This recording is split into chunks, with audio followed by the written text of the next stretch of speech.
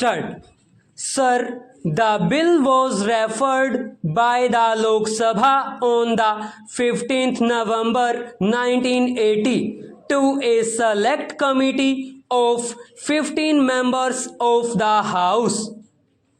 The Select Committee scrutinized the provisions of the bill with reference to the views expressed in various memoranda and representations in the matter from diverse sections of the public and submitted a unanimous report before the Lok Sabha on the 5th December. In the bill, as reported by the committee, two sets of amendments have been made in clause 3 thereof, and the substantive provisions in clause 4 have been modified, which I shall refer to later. The amended bill, as reported by the committee, was passed by the Lok Sabha without any further amendments on the 14th December. Sir, I shall now proceed to explain in brief the purpose of the bill, the salient features of the main provisions and the amendments made by the Select Committee. As the House is aware, the Finance Acts of 1979 and 80 have effected a change in the previous system of taxation of profits of companies and the dividends distributed by them. Previously, shareholders were given credit in their assessments on their dividend income for income tax at the rate applicable to companies, as it was deemed that the income tax paid by the company on the profits distributed by it was a payment on behalf of the shareholder. Under the revised scheme of taxation, this legal fiction has been abolished, and therefore shareholders are no more entitled to receive credit for the income tax paid by the company in respect of the profits distributed by it.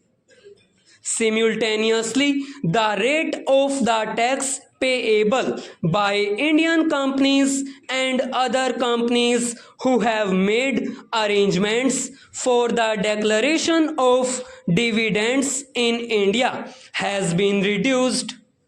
Further, the tax based on excess dividends and wealth tax on companies have been abolished. It was expected that with the reduction in taxes and the consequent increase in the distributable funds of companies, they would be declaring higher dividends both on their preference and ordinary shares. The government's intention in this behalf was clarified in the Finance Minister's speech in the Lok Sabha on the 20th April 1980. However, in the case of preference shareholders who, according to their contracts, are entitled to dividend at fixed rates, this expectation did not materialize. Some companies expressed their willingness to increase the preferential dividends, but they indicated that the practical difficulties in the way of declaring higher dividends on preference shares could only be removed by suitable legislation.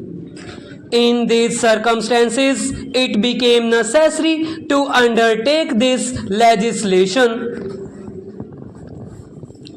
The bill provides for a minimum increase in the stipulated dividends on preference shares issued and subscribed for before 1st April 1960, leaving it again to individual companies to pay higher dividends by adopting the usual procedure in this matter. The quantum of increase as laid down in clause 3 of the bill before its amendment by the select committee was 25% of the stipulated dividend on preference shares free of income tax shares on which dividend is payable without any reduction by the company for its own income tax and 7% on shares the stipulated dividend on which is subject to a reduction by the company on account of its own income tax.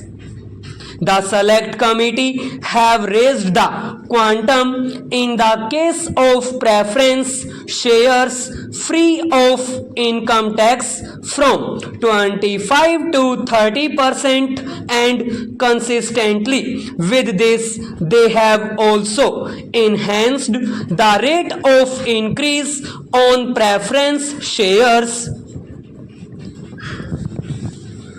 In recommending a further increase in preferential dividends, the select committee had to take into consideration two contrary views on the issue.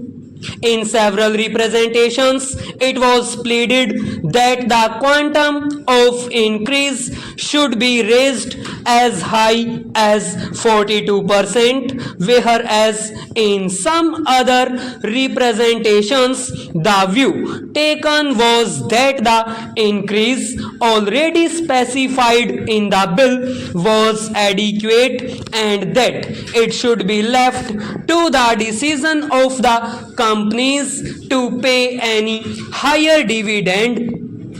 The select committee have gone into this matter carefully and have adopted a via media which reflects their awareness of the position that all companies may not have the same capacity for payment of larger dividends and that the best course would be to lay down a minimum increase, leaving it to the discretion of companies to pay a higher dividend by following the usual procedure in the matter.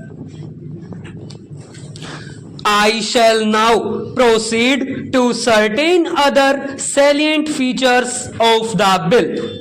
In regard to companies whose profits are only partly chargeable to tax, the rest being exempt, clause 4 of the bill as it stood before its amendment by the select committee provided that such portion of the dividend which was attributable to the taxed profits of the company would be increased.